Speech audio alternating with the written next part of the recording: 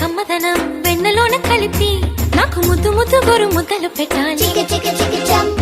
ప్రేమలోన ఉన్న తీయదనం ప్రేమతోటి తెలిపి చిన్న తప్పు చేసి నన్ను తీయక తిట్టాలి.